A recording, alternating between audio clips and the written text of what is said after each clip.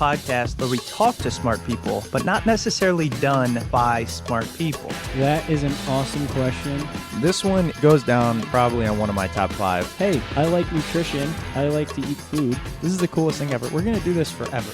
I wish I paid more attention in that class. You know, I'm going to be honest, I don't understand that. As a man, I don't get it. Welcome to smartpeoplepodcast.com. Don't skip the intro. Don't skip this intro. I know that people might have a tendency to do that, and that's okay. But this one is actually really important to set the stage. So let's set it. Hello and welcome to Smart People Podcast. I am your host, Chris Stemp. Thanks so much for joining me. This week on the show, we're interviewing somebody you've probably never heard of. Now, that doesn't mean they're unworthy. In fact, on the contrary, I think it's one of our best episodes for the exact reason that this isn't some fame-seeking, best-selling author. However, it is a smart person. We're interviewing a guy. His name is Alexey Guzey. Alexey is an independent researcher. He has a background in economics, mathematics, and cognitive science. And he spends most of his time thinking about meta-science, biology, and philanthropy. His goal is really to learn, help others learn, make the world better. Totally a valuable goal. Now, he does this through his blog, which is very simply Guzey.com, Guzey.com. And this isn't some podunk blog. As you'll find out, the one post that we're discussing has gotten over 100,000 views in a very short period of time. But why this post? Why Alexey? Well, about a year ago, I became aware of a guy. His name's Matthew Walker. He wrote a book called Why We Sleep. He blew up. His book was like an international bestseller. He was everywhere. Okay. He was on all these podcasts. That's where I first heard him. He was getting a lot of acclaim, and he has the credentials to back it up. He is a British scientist, a professor of neuroscience and psychology at the University of California, Berkeley. He is the founder and director of the Center for Human Sleep Science at Berkeley. He has his PhD, et cetera, et cetera. So look, this guy, Matthew, has all of the makings of a smart person, wrote a book that everyone respected, and is now being used as a scientific resource on sleep. In Matthew's book, he essentially comes right out and says, we have a problem with sleep. You have to sleep, somewhere between 7 and 9 hours, mostly in that 8-hour range, or else your likelihood of getting cancer, getting Alzheimer's, and essentially dying skyrockets. Okay, so let me make the link. We interviewed David Epstein not too long ago about range. And one thing he said that really stuck with me is he talked about how he kind of came out and disproved some of Malcolm Gladwell's work about the 10,000 hour rule.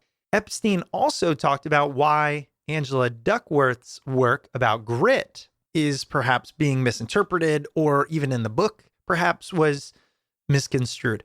Well, in talking to Epstein, I kind of thought, I want to do a better job in trying to find multiple angles if possible. So I'm having this conversation with a good friend of mine, and he happens to say, well, have you heard of Matthew Walker? I said, of course. He goes, well, there's a guy who did a lot of research about his book and has basically disproven most of what Walker says about sleep. And I said, I have to learn about this guy. In steps Alexey Guzey. So if you go to Alexey's site, Guzey.com, he has this really in-depth, seemingly well-researched post about why Matthew Walker essentially lied, or at a minimum, vastly overstated his claims about the importance of sleep, and perhaps even more specifically, the definitive proof that a lack of sleep kills you. Now, look, we go into this in great depth. This is a fairly long episode, so I'm not going to belabor this. I'm also interested in what you think. I'd like to sort of outsource our brain, our thinking, our fact-checking to you as well. Of course, we do a little bit of that, but until we make, hundreds of thousands of dollars and can afford a team, we go with what we have here. So remember, you can reach us at smartpeoplepodcast@gmail.com. So tune into this episode. We talked to Alexey. He is in Russia. I do want to say that the audio at times is not perfect. And that is because we are literally basically on opposite ends of the world. Additionally, he has an accent. Look, he can speak multiple languages. I cannot.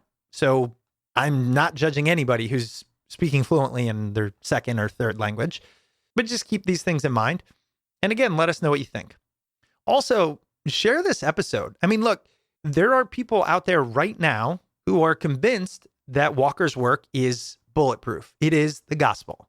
And this is another take. They need to hear both sides.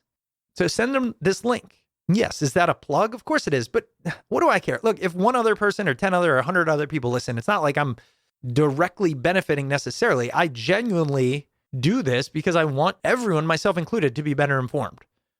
If you have any way of helping me do that, whether it be through feedback, guests, thought processes, sharing, etc., let's do it. And of course, if you want to help us get better, patreon.com/smartpeoplepodcast. And oh, by the way, you will have the ability to ask guests questions. So I will in advance let people know who are interviewing, and you could have asked Alexey a question, but that only goes for Patreon supporters. All right, so let's get into it. We are talking to Alexey Guzey. You can find him at guzey.com. You can also find him on Twitter at Alexey Guzey. And primarily, we are talking about why Matthew Walker's book, Why We Sleep, isn't all that it's cracked up to be. Enjoy.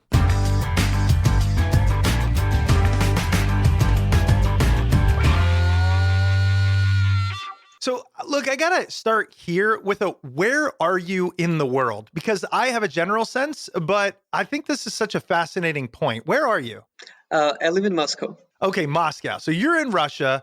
And what time is it right now? It's 10 a.m. And where I am near DC. What time is it there? It's 6 p.m. here. 6 p.m. Okay. Because it was so interesting when we connected and you were like, yeah, let's do it. I'm on UTC +8, I think is what you said. That is a time zone I have genuinely never heard of. Yeah, I should correct that. I'm in the UTC +3. Oh, UTC +3. See, I'm just making stuff up. Like I have no idea where it is. Yeah. But it's really fascinating. And I want to talk more about just the US and Russia and just talking with somebody like yourself. But that's not why we're here.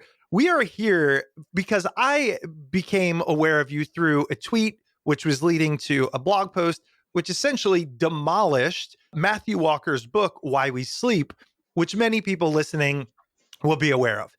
Give us a little background on who are you and where did this come from?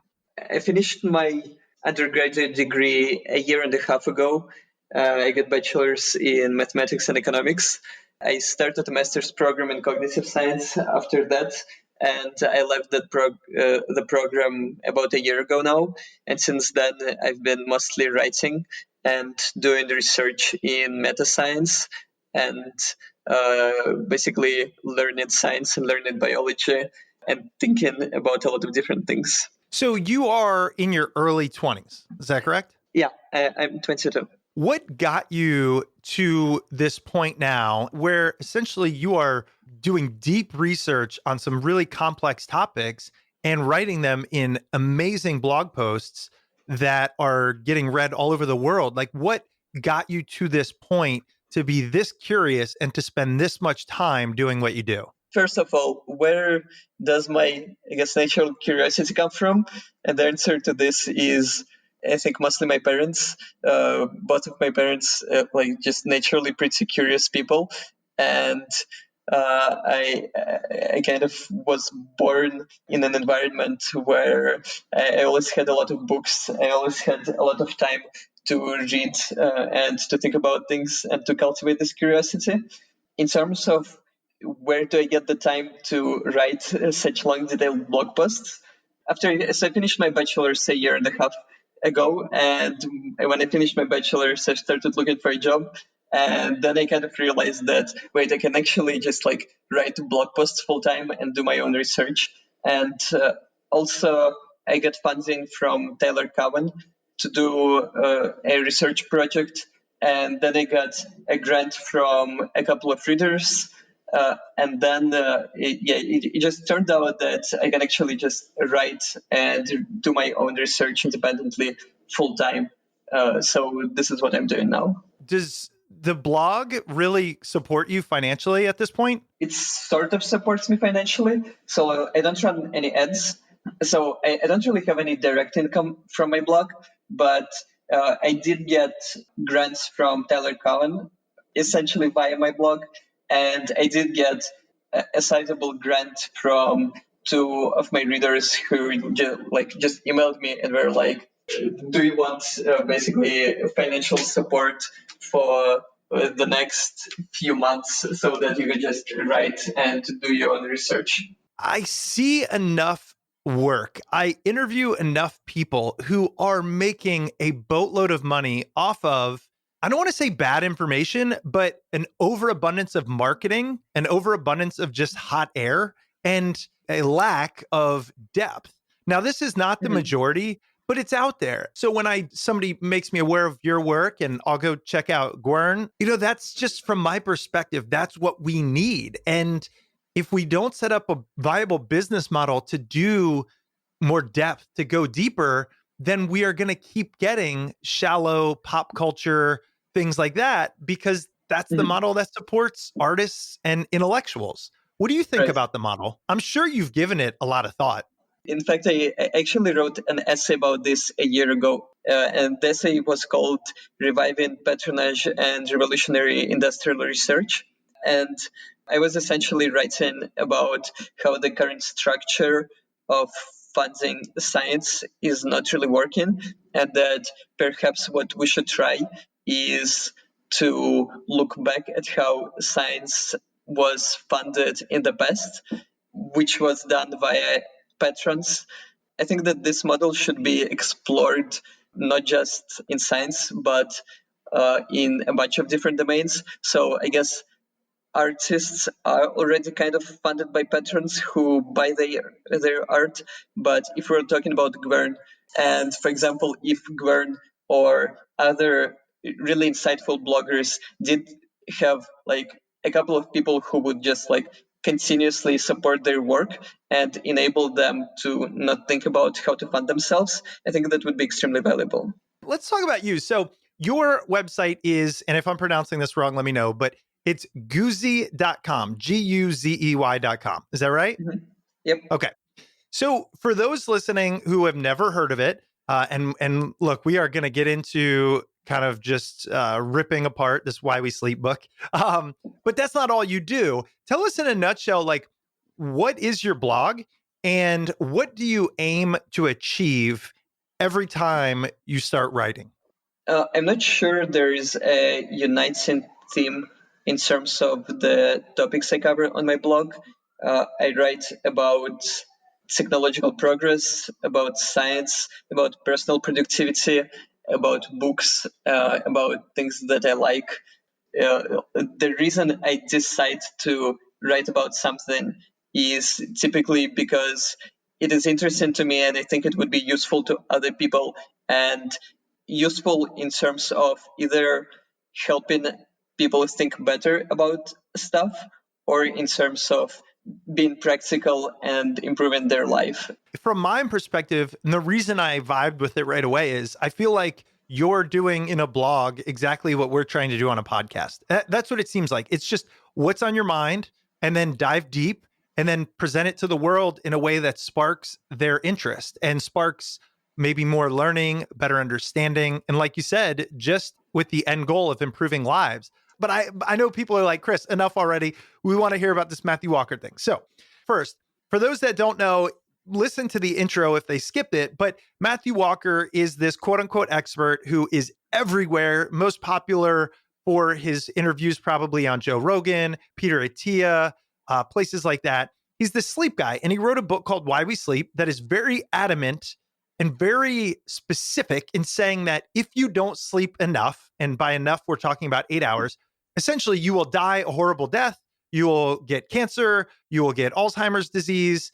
And look, coming from a guy who runs a sleep lab, I mean, his credentials seemingly line up to say there's no reason to question it.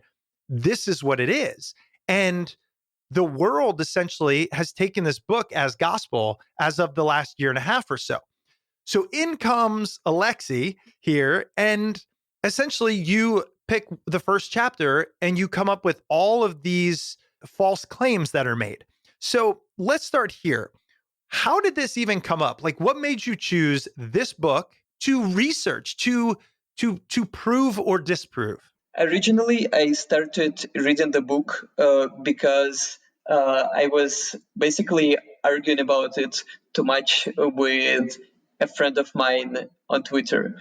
And to unpack this a little bit, I have I have a friend on Twitter who also writes a blog, and he really liked the book. And I watched Matt Walker's TED Talk, and I thought that it sounded kind of suspicious, and that it basically didn't pass my BS detector. So we got into a couple of arguments over several months on Twitter about Walker, and at some point, I basically was like, well, I should like read. Instead of just like looking at his TED talk, I should actually read his book and figure out if my BS detector is correct or not, and basically I should get to the bottom of it. And so this is why I decided to read the book. One thing I'm curious about is this idea of confirmation bias, right? So I want to ask you a little bit later what you think Matthew was doing to get so many things incorrect, in your opinion. But in the same stance, somebody could make this argument, well, Alexey was doing the same thing, meaning Matthew went into it trying to prove that his life's work, this belief in sleep, is necessary. And so he created a book to back that. But in the same token, somebody could say, well, Alexey had been arguing against this guy for a long time. So when he went into it, he was trying to prove himself correct. How did you think through making sure there wasn't this confirmation bias and you weren't really just on a witch hunt? What ended up happening is that I genuinely didn't know whether the book was going to be good or bad when I started reading it. I started reading it because I hoped that if, as I said, my intuition was wrong, then I would actually learn about sleep and I would improve my sleeping habits. And basically, I would make my life better. And what happened was simply that as I was reading the book, the things that I were reading and the facts that were mentioned in the book just didn't line up, and so many things just seemed off that it started to be obvious that a lot of things are not right, and that a lot of things are not right. And then essentially I just was trying to figure out what is the truth in each case. And so in my post about the book, I referenced a lot of research literature, and essentially what happened was that for a bunch of statements in the book, I decided to check the primary literature and to figure out what science actually says about things, instead of just directly trying to prove that Walker is correct or not correct. Really, what you're saying is you went into it not trying to make him wrong. You went in thinking, look, if this is true, I can really improve sleep, which everybody's trying to do. But as you were reading, there were these glaring inconsistencies. And we're not talking things that you needed to go to the research for quite yet. And I say that because you did a ton of research, but there must have been things that as a researcher, they jumped out at you, causing you to dive in. Do you remember what any of those initial inconsistencies were? I think that the first thing that really stood out to me was the following sentence. I'm looking at the book right now. Great. Walker on the very first page of chapter 1. Walker writes, routinely sleeping less than 6 or 7 hours a night demolishes your immune system, more than doubling your risk of cancer. And this statement stood out because I immediately started to think about the kind of study that you would need to show that this is true is basically a randomized controlled trial where you assign people into 2 random groups and then make one of them sleep less, the other of them sleep more, and then over the years you look at the incidence of cancer between the 2 groups. And immediately I was like,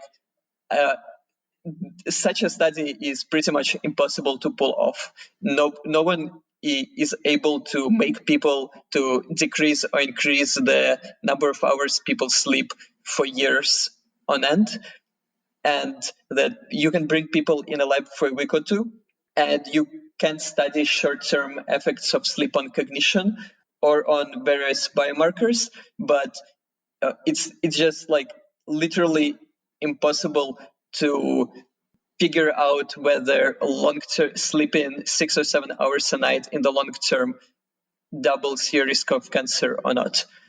Today's episode is brought to you by Ashford University. We all have an idea of what our dream job looks like, but someone isn't just going to hand it to you. Odds are you'll need at least a bachelor's degree to make that dream a reality. And I know it's hard to go back to school while you're working. That's why you'll love Ashford University. Ashford University is convenient and flexible. Their online bachelor's and master's degree programs allow you to learn at your own pace. You can study wherever you're the most comfortable learning. You can also learn one course at a time. At Ashford University, being enrolled in one class means you're considered a full-time student. And you don't need the stress of taking standardized tests. The SAT, GRE, GMAT, and other standardized tests are not required for enrolling at Ashford University. And the best part, Ashford University is fully accredited. So get on the road to earning your degree and making your dream job a reality. Enroll now by going to ashford.edu/smart. That's ashford.edu/smart to start your degree today. One more time, make your dream job a reality. Head over to ashford.edu/smart. And now back to the episode. Let me play devil's advocate for a minute here, just not because I have a belief, but more it's the way I can draw things out. Sure.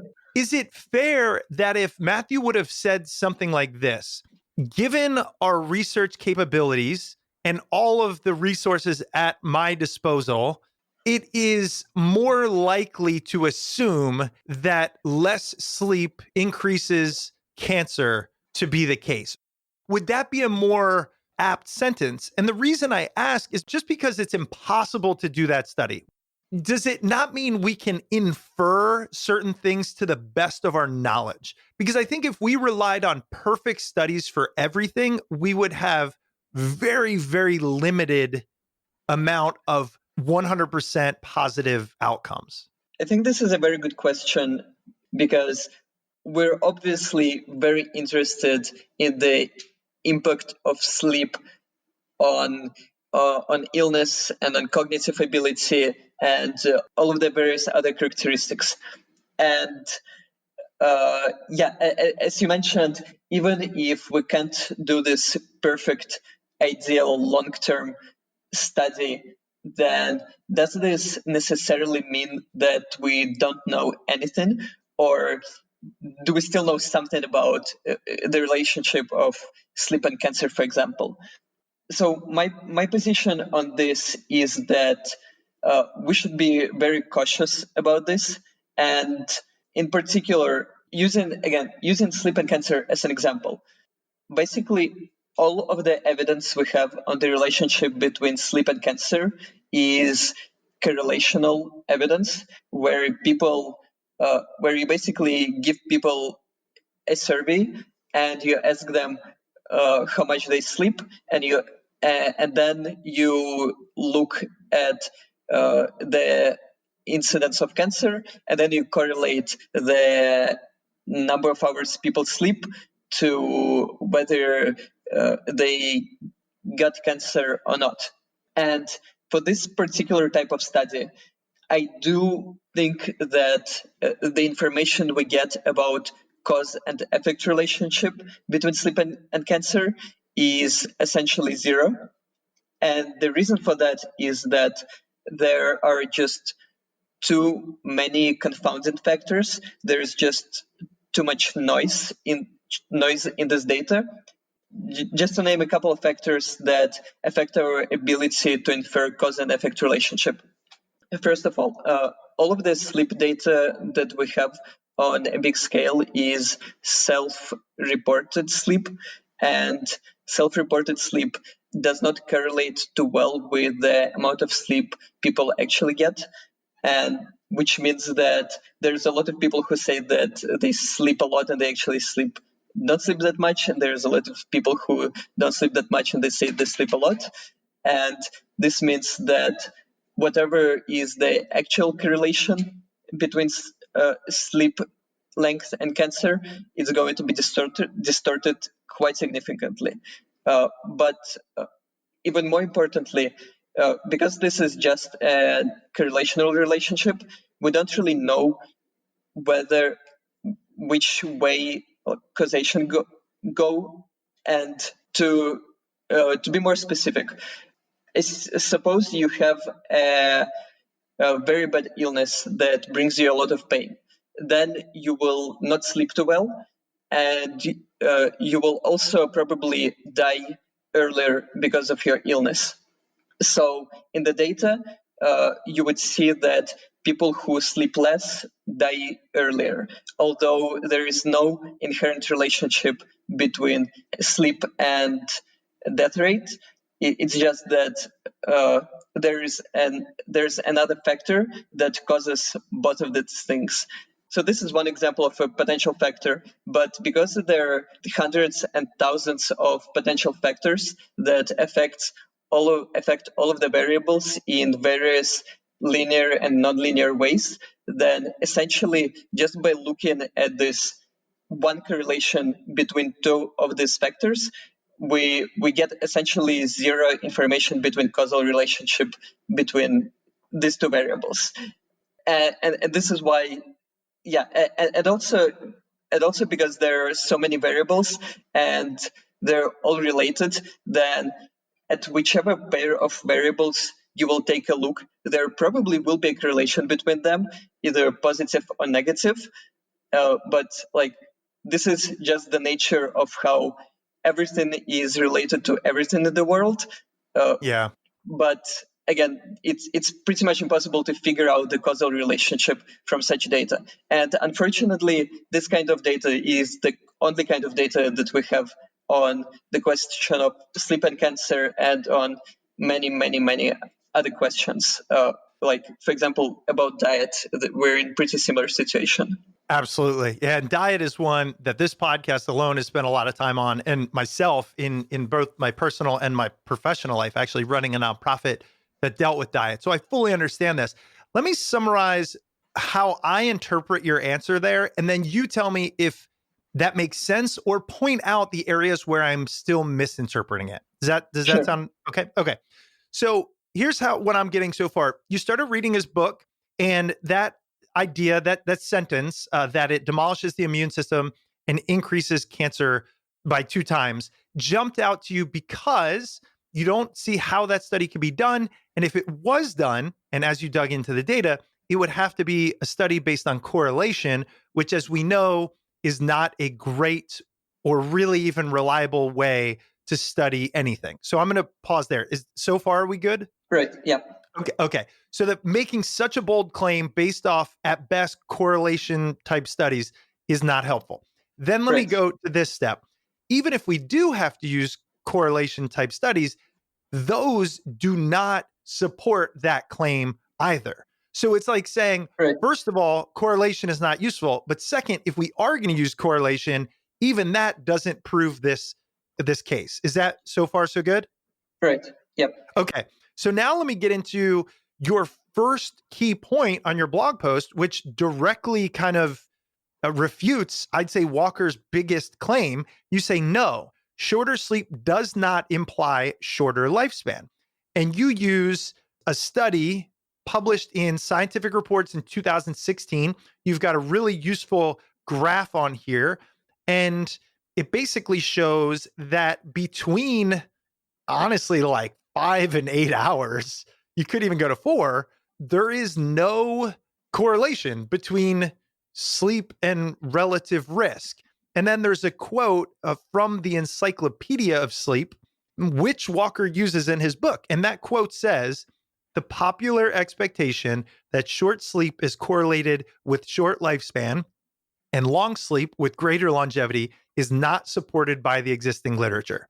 So what I want to do, because this is a lot of me talking, is just turn it over to you and say, is this first point and this first graph and this first study you saying, if we were to use correlative studies, they show that in fact, sleep does not correlate with longevity, period. Is that fair? Yep. Okay. Anything you want to dive in or add more to there? The only thing that I should note is that after such a long discussion of correlational studies and causality, that so it is true that there is essentially no correlation between how much you sleep and the probability of dying, or not the probability, between how much you sleep and all-cause mortality. This doesn't really tell us anything about the causal relationship. It still might be entirely true that if you personally cut your sleep for 1 hour, you will live a shorter life or longer life, and same for the increasing amount of sleep. And the original statement that Walker made in the book was only talking about correlation, and the correlation doesn't support his point. Okay. And so let's move on to this cancer idea, because right below that, you say Walker does not cite any studies that support this assertion anywhere in the book. And I just have to pause and ask, how is this possible that his biggest premise, cancer, immune system, and death, are not data supported? How do you think that's possible? He had to have known people were going to try to support this. So how can he not give it data backing? So this statement about cancer is featured in the second paragraph of the book, and it is listed alongside a bunch of other supposed effects of short sleep on your health and on your life.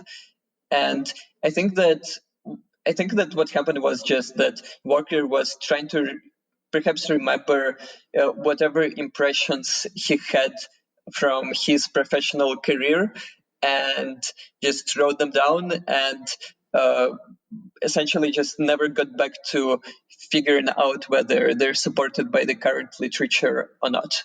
Yeah. And that's a good point. And this is actually a recurrent pattern throughout the book, is that it discusses a lot of scientific findings and it discusses a lot of studies, but it rarely cites the studies that it discusses. And in a couple of cases, I actually literally had to go to Google and try to find a study that Walker mentioned, simply based on the keywords and the sample sizes, but without them being mentioned anywhere in the book. Yeah, and actually there was a part in your post where you mention, look, if you write a book that's this long about a topic that's this difficult, there's going to be some errors, and that's fine. But that's not what we're going for here. The problem is you say look, I spent 300 hours on 4% of his book, just chapter 1, and I found, whatever it is, 6 glaring errors. That is not the expected or even the accepted amount of errors in a book that is to be taken as scientific literature. Right.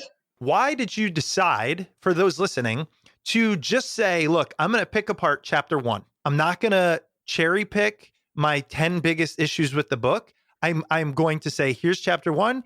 Here is what the data shows and why Walker is wrong, and you do the rest. The reason I did that is because as I was reading the book and I was pointing out, I was essentially keeping a text file where I was like, this doesn't sound quite right and I should get back to this later. And the further I read, the bigger that file got. And by the time I finished the book, I essentially had so much stuff to check and so much stuff to figure out if it is correct or not, that I realized there's no way I could go through everything. And then I just started, and then I thought, okay, what are the biggest problems in the book? And then and then when I started to think about this, I realized that there's so many really big problems and so many exaggerations and misstatements of fact that it's still essentially not possible to write all of this up. And then I just realized that, wait, there are so many problems with the book that it just examining the chapter 1 would be entirely sufficient to demonstrate that it is not at all reliable. Well, I think one of the things also to let people know of is you've received numerous messages from many people who are well versed in sleep researchers, sleep scientists, etc. And I read one specifically that said, "Thanks for doing this. I actually," and this was from a sleep researcher, and who said, "I actually had the same issues with Walker's book, but there were so many that I didn't know where to start. And I really am glad you decided to do it this way." So you've actually gotten other experts in the field's approval who say, thank you for focusing on chapter 1 because it allowed you to put it into the world without spending, 10 years on it. Right. Okay, let's go to a couple of other things here. One of my favorites, Walker writes, you said on page 4, the World Health Organization has now declared a sleep loss epidemic throughout industrialized nations. And then you straight up go, this is false. And by false, you mean in all of your research, you cannot find a single place where the WHO says there's a sleep loss epidemic in industrialized nations. Tell us a little bit more about that. And how do you think that's even possible? Because that is a big idea if it's a blatant lie. This claim was actually relatively easy to disprove because Walker actually has a reference for the claim that the World Health Organization has declared a sleepless epidemic. He references a documentary by National Geographic called Sleeplessness in America. So I just watched the documentary and it just never mentioned any sleepless epidemics. And then I tried Googling all of the possible combinations of words of World Health Organization and sleepless epidemic, and I still couldn't find anything. And I concluded that apparently the World Health Organization has just never declared any sleepless epidemics. And about the second part of the question, so Walker actually went on BBC to defend his book against my criticism, and on the program he explained that sleep loss epidemic was actually declared by CDC and not the World Health Organization, and that he simply misremembered the source. And I believe that this position is actually indefensible because it is true that sometime between 2011 and 2015, the CDC had a page on their site that said that there is a sleep loss epidemic in the US, but more than 2 years prior to the book's publication, they removed that page. And before removing it, they renamed the page and wrote that sleep loss is a problem in the US, indicating that even the CDC no longer believed that there is a sleepless epidemic. And so on BBC, Walker said that he will change the source from the WHO to CDC in the further edition of the book. And I believe that this is essentially dishonest because CDC does not believe that there is a sleep loss epidemic in the book.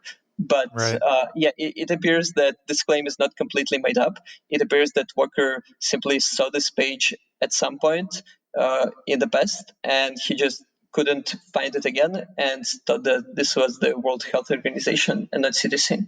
If you're going to write your source, then the source needs to be correct.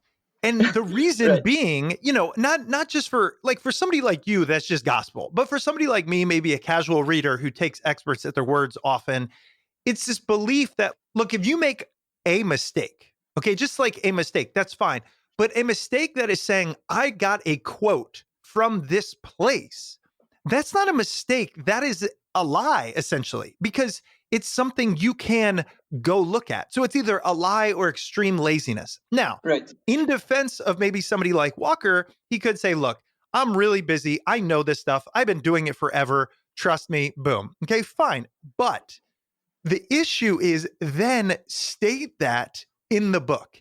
State that in your interviews. Say, look, people, this is kind of an amalgamation of my thinking on this topic over the years. Some of it is proven, and when it's proven, I will state so. Some of it is hypothesis, and when it's that, I will state that. And so that people can form their own opinions. And I think the danger is when you take somebody with the formal education and the status that he might have, it is easy for people to hang on every word. And in fact, you talk about how we are hanging on every word. We are citing it over and over 100 times.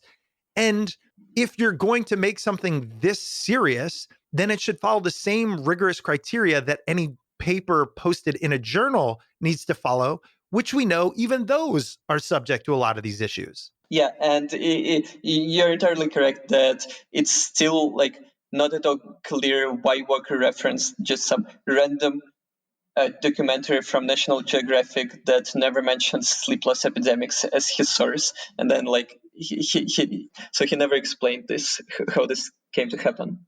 And look, if you're listening thinking, guys, you are just picking out things here, let's just go through another one. All right. You have a part that says, kind of tongue in cheek, no, you can't randomly cite 2,000 page long books and hope nobody will read them.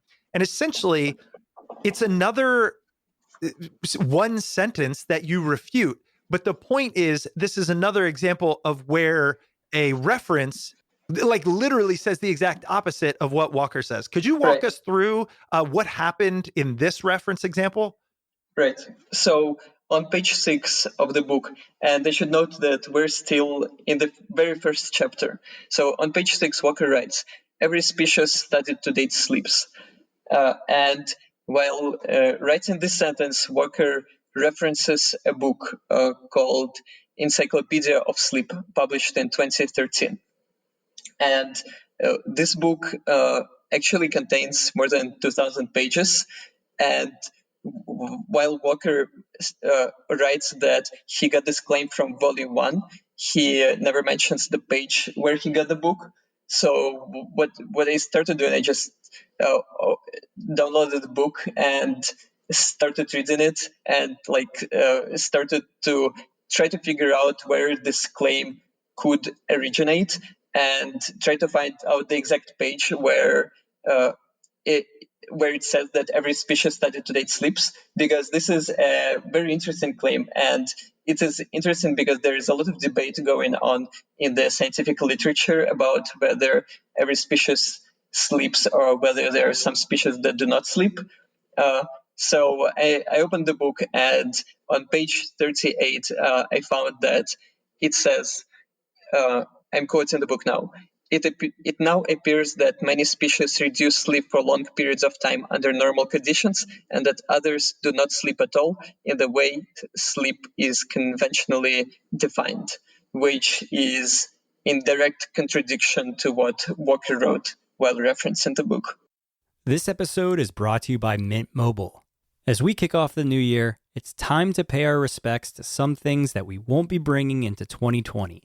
Things like Game of Thrones, Baby Yoda, Popeye's chicken sandwich shortages, and last but not least, my old wireless plan and insane monthly bill. I'll definitely not miss that because I switched over to Mint Mobile. Mint Mobile can cut your bill down to $15 a month. Seriously, it's the easiest decision you'll make all year. My previous wireless bill was between $82 and $87 a month. I definitely don't miss that. Having that $67 to however many dollars in my pocket is so nice. Imagine the savings you're going to bank when you switch to Mint Mobile and pay just $15 a month. Every plan comes with unlimited nationwide talk and text, plus crazy fast 4G LTE. Use your own phone with any Mint Mobile plan and keep your same phone number along with all your existing contacts. And if you're not 100% satisfied, Mint Mobile has you covered with their 7-day money-back guarantee. Kick off the year the right way and switch to Mint Mobile. To get a new wireless plan for just $15 a month and get the plan shipped to your door for free, go to mintmobile.com/smart. That's mintmobile.com/smart. Cut your wireless bill to $15 a month at mintmobile.com/smart. And now back to the episode. So the thing that I find most fascinating, other than the direct contradiction, is the book is nearly 3,000 pages. You said it costs about $2,000. I'm not quite sure how you got your hands on it, but you are a resourceful guy, so we'll leave it at that. But I think it's easy enough for somebody to have told him this, or he heard this statistic or this idea somewhere. He put it in his book, and then he said, it's talked about in this encyclopedia. From a podcast perspective, I talk to experts so that I can take them at their word. Essentially, so I can take somebody with 2 decades of experience and say, look, what can I learn in 20 minutes that took you 2 decades? And oftentimes we get that. But after 300 plus episodes, there's this realization that I don't care how smart anyone is. It's very rare that we can take anyone verbatim. And not that that's a bad thing, but that we always have to be willing to think for ourselves. I just think in today's world where we're moving so fast, sometimes it's hard, right? We want to outsource our thinking. And what we've just given are a few examples of how it might not be a good idea to simply outsource our thinking to somebody who maybe does lazy work or hasn't done their research or is biased or something along those lines. Right. And also to add to this point that what is worse is that even when you're reading a book by an expert who spent 2 decades in the field, who has all of the right credentials, who has a lot of popularity, and who references things when he states something, even in this case, you can't believe him or her without actually checking the reference, because it is a pretty widespread practice where you reference something and you either exaggerate it or maybe you just never even read the paper and you just read the title and figured, okay, I should put a reference so that people would think that this is an authoritative claim. And so when reading a book by an expert, if something is referenced, it doesn't mean that it's necessarily true. And I actually want to expand on this point, but in general, I think it's a good strategy that when you read any nonfiction book and you need to figure out, so can I actually trust the author of the book? What you can do is to check the first couple of references and just take a look at whatever paper or whatever article they cite and see whether they cite it accurately or not. And this would actually give you a pretty good, this is a thing that would take only a few minutes and would give you a pretty good idea of whether the author at least references research findings correctly or whether they misstate the findings from the fact of the matter is, look, I'm going to give benefit of the doubt in a lot of cases. I think that it's not people are blatantly lying. It's just really it's understanding research is hard and it's time intensive. That's just the nature of it. I mean, how long does it take you on average to write one blog post? So it varies a lot, but the post about Walker took me at this point around 150 hours. Okay, so say 150 hours, right? And that's to really dig into one chapter, 4% of the book. So if you extrapolate that, we're talking basically an amount of time that doesn't always make sense for an author. The reason these things frustrate me, though, is because if you are a researcher, and this is what you do, essentially, you should be able to do it a little quicker, and we should be able to trust you. Let's use another example, which I think is just, I don't know, outright egregious here. You have an appendix, it's number 18 on your blog, and it's really funny. It's titled, "What do you do when a part of the graph contradicts your argument?" You cut it out. You know, there was a pretty big claim made in the book that a lack of sleep is associated with increased sports injuries in adolescence. And it shows that, and this is right from Walker's book, if you get average 6 hours of sleep, your percent chance of injury are about 75, 7 hours, 60, 8 hours, 35, 9 hours, 18%. So it's this perfectly linear lowering of your likelihood of injury if you get more sleep. However, you found an issue. Tell us what that issue was. Right. So the issue with that graph is that it was taken from an academic paper, and there was a bar removed from the graph that showed that if you get 5 hours of sleep, the likelihood of injury is actually about the same as when you get 7 hours of sleep. And it is less than the likelihood of getting injury when you get 6 hours of sleep. And so it's like he just cut it out. Now, something like that, there's only one possible answer to this, and it's I need the data to support my hypothesis. There's no way that is on accident because you had to purposefully cut it out. Wouldn't you agree with that? Yeah, it's it's just not possible to do this on accident because there's a lot of ways to make an accidental mistake and to not notice something. So, for example, with the World Health Organization claim, Walker could just say that, or one could say that he was just extremely careless, and he didn't bother with checking the source, and he didn't bother with checking the documentary that he referenced, and he just didn't bother. But in this particular case, it's literally impossible to accidentally leave out a bar on the graph. The other thing that I found interesting, because look, as a non-researcher, when I looked at this, I said, okay, so 5 was basically less likelihood of injury than 6 and even 7 to some extent. Mm-hmm. But after 5, 6, 7, 8, 9, they do show a perfectly linear kind of decrease. So I don't know, maybe there's an answer for that. But then I read that actually the 9 hours of sleep column is based on one child being injured out of 6 who reported sleeping for 9 hours. So essentially, even if that linear distribution was right, the data behind it is really not reliable. Right. The last point here is you said that to note, this problem was actually first noticed by somebody else. Now, I don't know if that's a reader or something like that, but I think it goes to a larger point, which is, let me ask you about how many people at this point have read your blog post? It's more than 100,000. Okay, so we'll say 100,000. Now, out of those 100,000, you have to assume a percentage wanted to agree with Walker. Let's say that percentage is even 10%, like 1/10. Okay, that's 10,000 people with an agenda to contradict what you said. What pushback have you gotten on your argument that has made you rethink your position, if any? I guess I will have a funny answer to this, but I haven't really gotten any feedback that significantly changes my views on anything I wrote, and this was actually surprising to me. I guess the most significant, the biggest thing that changed is that it no longer seems that Walker simply made up his sleepless epidemic claim.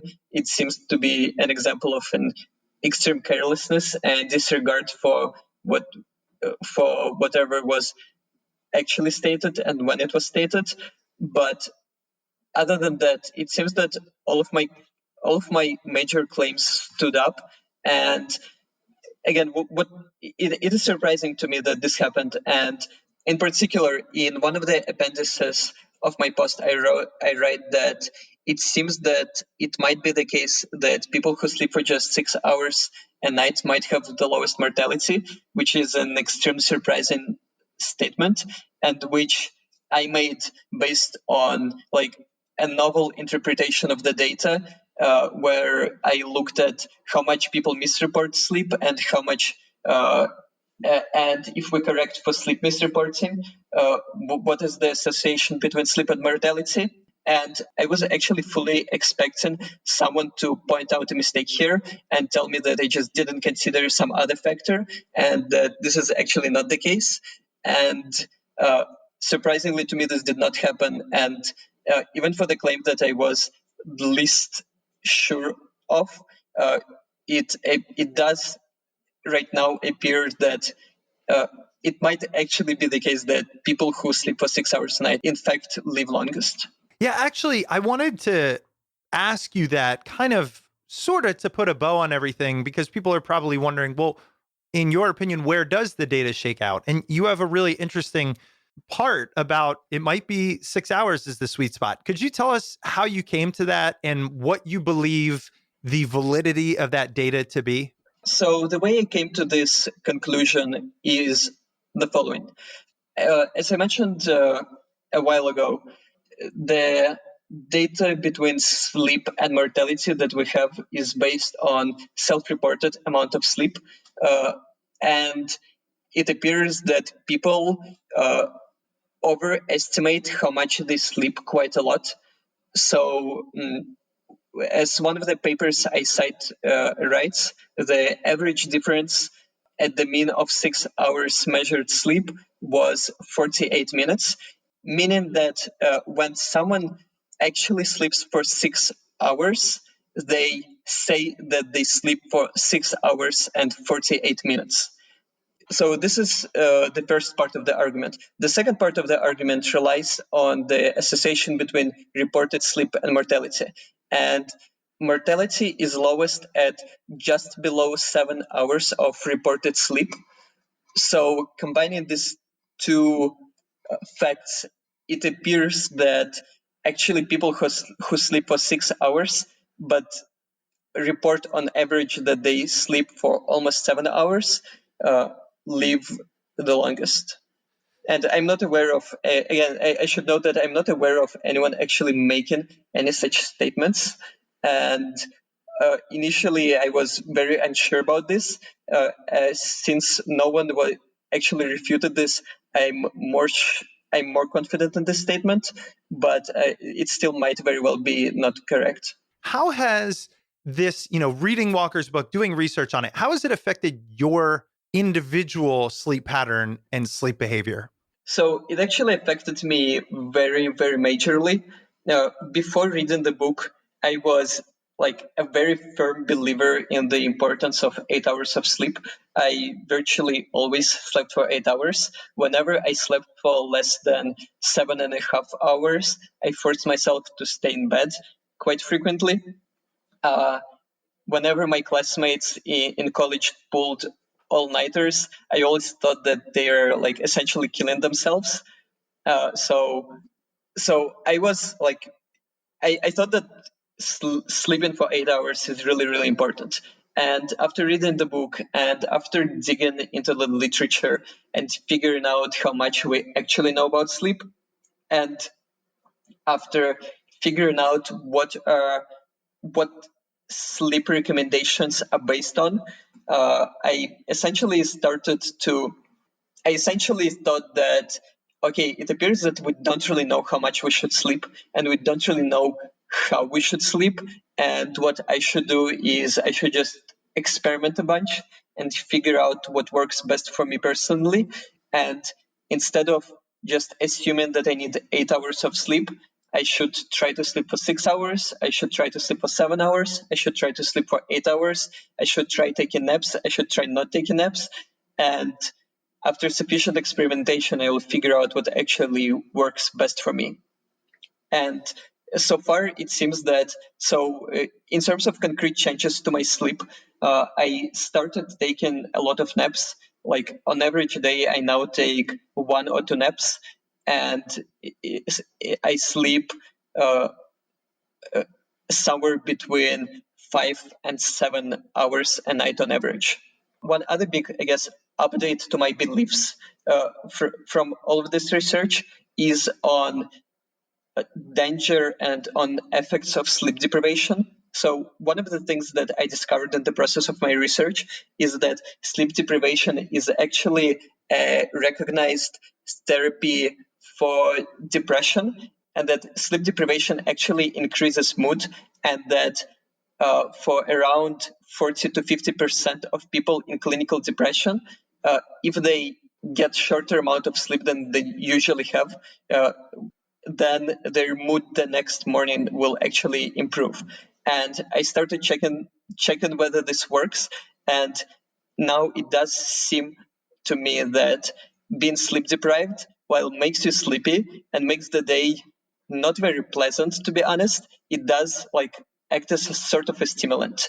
And I've been discussing this a lot with a bunch of my friends, and I asked some of them to intentionally try to sleep less than they usually sleep. And they actually reported that, yeah, I did feel very sleepy during the day, but my energy level actually seemed to have increased. This week's episode is brought to you by Indeed.com. When you start your hiring process, you may have questions. Will you find good applicants to choose from? What about education and experience? And how will you know you've made the right hire? Indeed is here to help. Millions of great candidates use Indeed every day to find their next opportunity.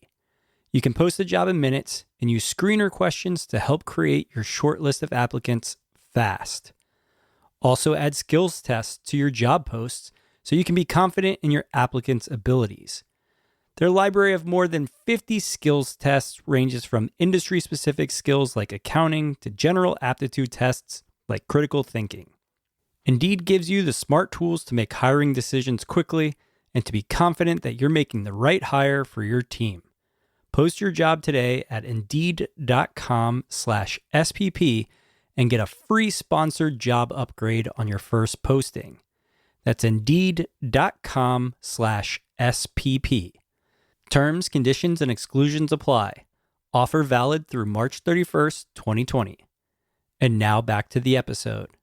Yeah, and I've read that part. I found that odd from a personal perspective. It didn't necessarily tie in to the greater argument, because I think something in the short term that might impact mood in the short term, it just seemed like a stretch for why it would matter in terms of a greater argument of sleep over the long term as it relates to longevity and health. Right. So I think that this is actually quite important, because it is like I do not recommend to anyone to be constantly sleep deprived, but it does seem that sleeping long actually might cause your mood to be worse than if you slept shorter amount of time. And even though you can't sleep for 5 hours every night, it does seem that it might make sense to like restrict your sleep for 1 or 2 times a week, and essentially to get this boost to your mood. You know, and that, oh, sorry, go ahead. Yeah, and this can be done over the long term. Although I focused on improvement of mood and productivity right now, I think that this point is important, especially for people in depression, because I think it seems to be a common wisdom that people in depression should like sleep a lot, because lack of sleep essentially messes everything up. But it seems that actually, if you're sleeping a ton already, it might make sense to try to cut some sleep out, and this actually has a good chance to improve your mood and to make you less depressed. One of the biggest takeaways for me, and just the other day this happened to me, I woke up early. So I went to bed probably around midnight or 1. I woke up around 6 with my kids. And so it was only 5 hours of sleep. And I felt really good. Like I felt fine. But I knew I only had about 5 hours of sleep. So when they went off to school, I went back to bed and I slept for quite a while. And I woke up and I was groggy and I was tired, and I remained that way for most of the day. Now, Right. what I find so odd about that is that I've done that for years. Yeah, this is actually exactly what I used to do as well. There used to be cases where I just woke up after 5 or 6 hours of sleep, felt great, but was like, wait, I didn't sleep enough, and I just went back to bed and then felt worse. Yeah. And what this reminds me of is breakfast. And here's what I mean, right? Breakfast, for the longest time, conventional wisdom was most important meal of the day. Well, our very first interview was with this guy. His name's Dr. Walter Willett. He's this researcher, Harvard guy. He is not some flashy, shiny, I'm on the front page type guy. He is an in-depth researcher. And I'll never forget, I asked him, should I eat breakfast? And he said, if you're hungry. He said, it's perfectly fine to skip breakfast if you're not hungry. Here's the funny part. That was about 10 years ago. Well, now if you think about it, the in thing is time-restricted eating. And what does that essentially mean? Skipping breakfast. So basically what I'm saying is that, and what you're advocating for, I've heard multiple times, is we can learn as much as we can. That's what this podcast for. That's what your blog's for. That's what reading is for.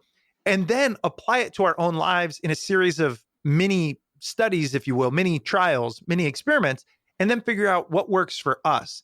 Right. Here's one thing, and I have to say this because I think people listening to this are probably going, this makes sense, but it's too easy to be pulled back into the Matthew Walker aura, if you will. On your blog post, there's a clip from an interview that he gave. And here's a quote of what he says. He says that cancer is now strongly related to insufficient sleep. That includes cancer of the bowel, prostate, and breast. So much so that, in fact, the World Health Organization recently classified any form of nighttime shift work as a probable carcinogen. And that's the end of the quote. What would you take away from that statement? And how do you then go, well, sleep is not related to cancer, or might not be? Actually, for this claim, I would do the exact same thing that I did for the sleep and cancer claim that was in the book. And so actually, it actually appears that the World Health Organization did declare nighttime shift work as a probable carcinogen. But again, if you think about this, how would they could have determined that? And it seems that the way they determined that sleep probably causes cancer is just by looking at the correlational data and seeing that people who work nighttime shifts have higher incidence of cancer, and concluding based on this data that nighttime shift causes cancer. And again, it just doesn't seem credible to me. And in this particular case, I would actually, I don't advise disregarding the World Health Organization on everything, but in this particular case, I don't expect this classification of nighttime shift work as a probable carcinogen to be actually supported by the actual data. There's a lot to break down. So first is, how did they come up with this? Second is, they call it a probable carcinogen. So we're talking it might be. And then the third thing is, this is nighttime shift work. So making the, no pun intended, making the shift from nighttime shift work might cause cancer to getting less than 8 hours causes cancer. That's a big jump. Right. All right. So let's kind of wrap up this sleep thing. A couple of quicker questions. One is, has Walker contacted you at all? Walker did actually reply to my work. BBC interviewed me, and BBC also interviewed Walker about my post, and he gave his comments about several of my statements, which were essentially either admitting that I was right, or in some cases his defenses were pretty weak, I believe. And so he did respond on the program, and you can Google, the program is called More or Less. And More or Less on the BBC. Yep. Awesome. Okay, we have to link to that. I will make sure we get that in there, because that's great. I mean, this is what we're trying to do. Good. Okay. Right. And the other thing, there was a blog post that replied to a lot of claims that seemed like what I said in my post, and it was written under the handle of Sleep Diplomat, which is the handle that Matt Walker uses on social media.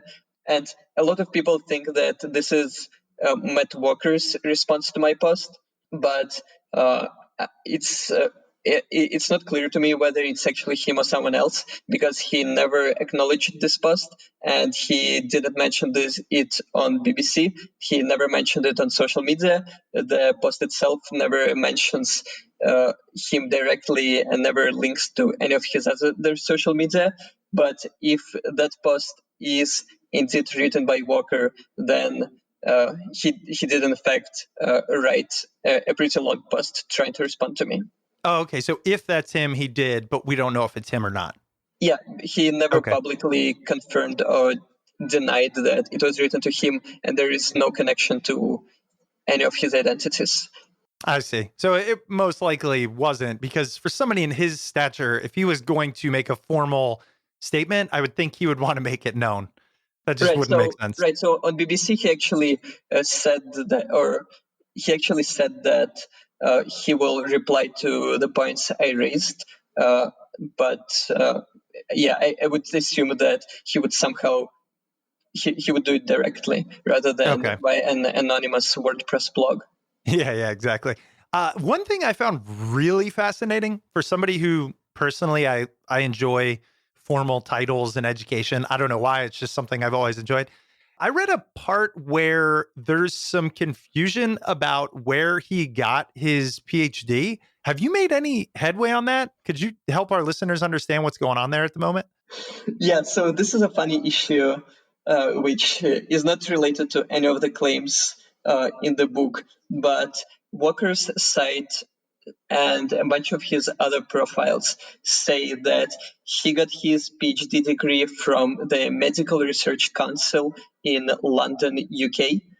However, it appears that the Medical Research Council does not grant PhD degrees, and it is a non-degree granting institution.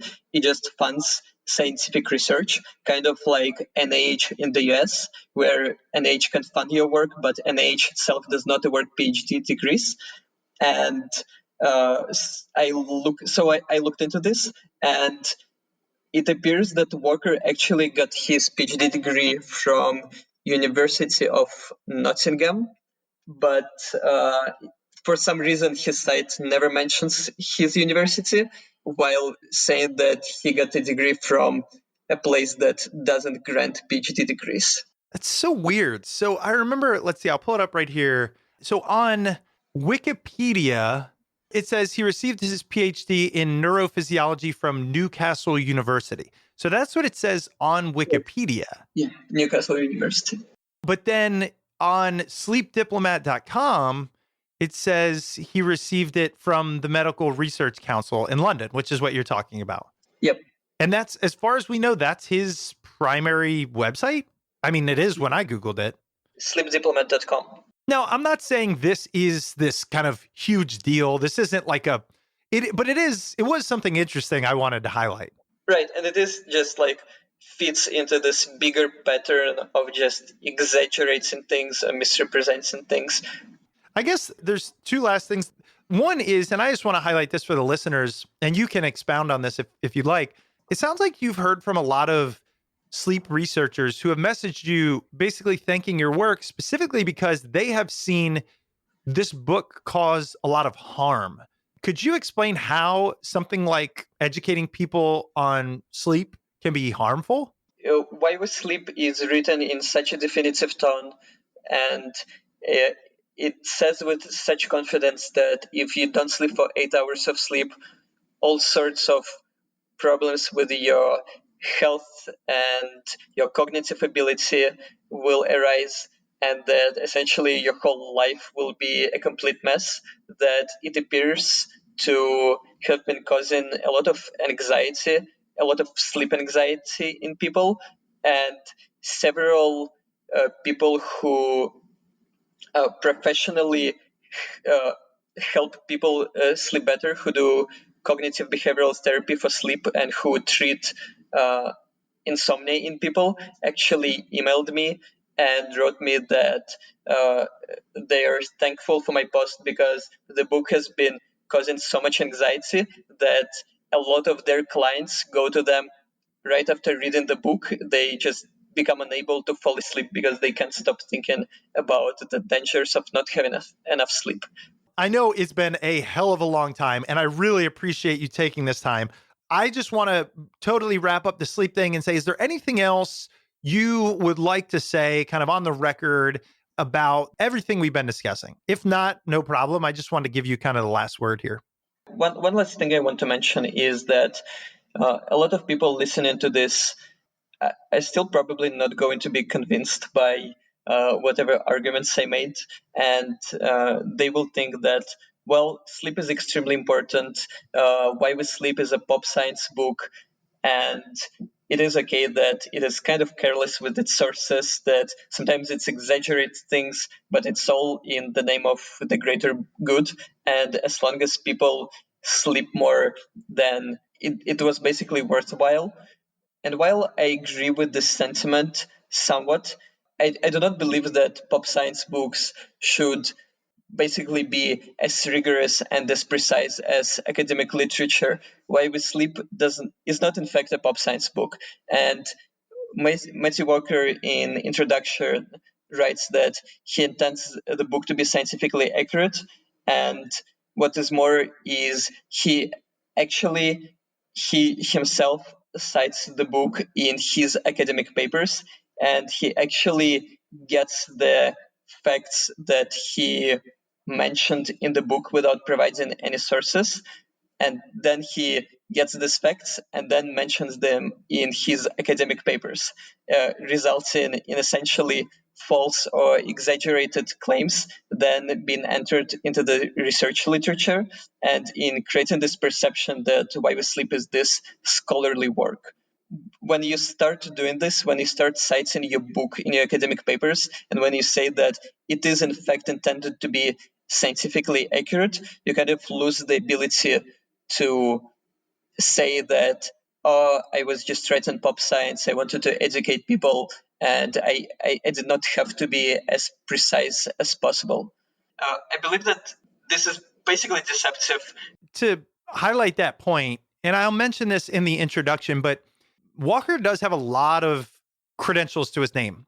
So think about this. He has all of these credentials. And in a sense, that's very important. I mean, coming from my podcast, that's important. But in the same token, when you have all of these credentials, when your life, your career, your money is all based on this, there is, if you want to take this stance, an incentive to prove how important sleep is, to one, make sure you are the authority in the field, but two, to also prove the necessity of your career and career path. Now, I am not at all saying that's what Walker did, but it's worth thinking about. I also want to say that on Wikipedia, it said that his book has drawn criticism from a guy named Andrew Gelman, who is a statistician at Columbia. And what he said is Walker's purported removal of a bar from a graph is a smoking gun, and that it entered research misconduct territory. And that removal of a bar from a graph is the exact bar that you are speaking of, I would imagine. Andrew Gelman's post is actually based on my post. Before I let you go, okay, I wanted to make this a longer conversation about the whole Russia thing, but I can't keep you on any longer. So I just want to ask you this. What do you think about Americans? I'm going to make it that simple.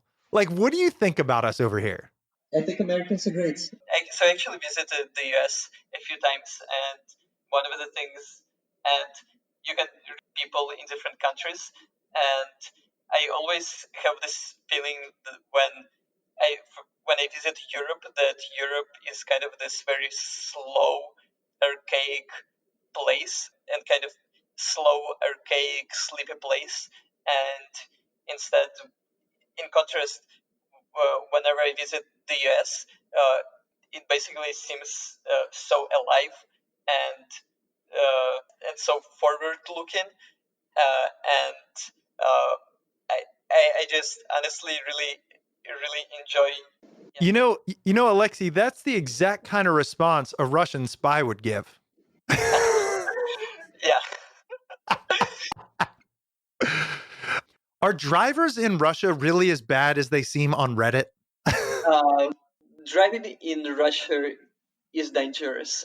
Yes, exactly. So, I mean, like every crazy thing that happens in a car, it's always in Russia. And I'm so confused why that is. I'm talking people like just running people over or jumping out of their car and hitting them with a bat or like crazy stuff that, of course, happens in every country. That's not what I'm saying. Everybody calm down. It just seems from a total individual perspective that it's always Russia centric. Why is that?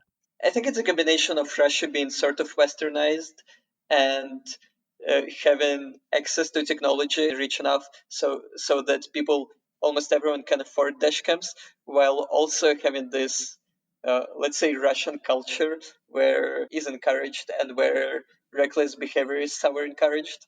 Well, I had to ask. Well, look, Alexey, I mean, I just have to say, in all honesty, thank you so much for your time. Thank you for your transparency. Thank you for your work. Thank you for being on this podcast for far longer than I asked you to originally. I really wanted to do this topic, the service it deserves. So we've mentioned your website is guzey.com. That's GUZEY.com.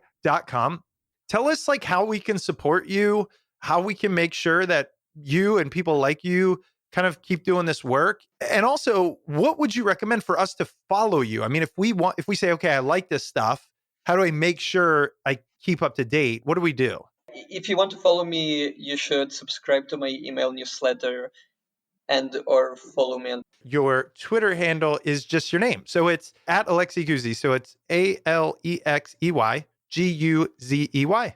Yep. There we go. That was our interview with Alexey Guzey. Head over to guzey.com to read the blog post, Matthew Walker's Why We Sleep is Riddled with Scientific and Factual Errors, which most of this interview focused on. And I'm sure you heard Chris mention in the intro, we are on Patreon. You can head over to patreon.com/smartpeoplepodcast. And by becoming a patron for just $2 or $5 a month, you can potentially ask guest questions, find out who's coming up on new episodes. And if you're in the $5 tier, you get the ad-free feed. We're trying to figure out the best ways to sustain the show. So if you support us on there, we'd greatly appreciate it. And if you're looking for free and easy ways to support the show, head over to iTunes or whatever platform you get the podcast from and leave us a rating and review. And if you'd like to reach out to the show, email us at smartpeoplepodcast@gmail.com or message us on Twitter @smartpeoplepod. Of course, we have our website with our whole back catalog and our newsletter, so just head over to smartpeoplepodcast.com. All right, that's it for us this week. Make sure you stay tuned because we've got a lot of great interviews coming up. So we will see you all next episode.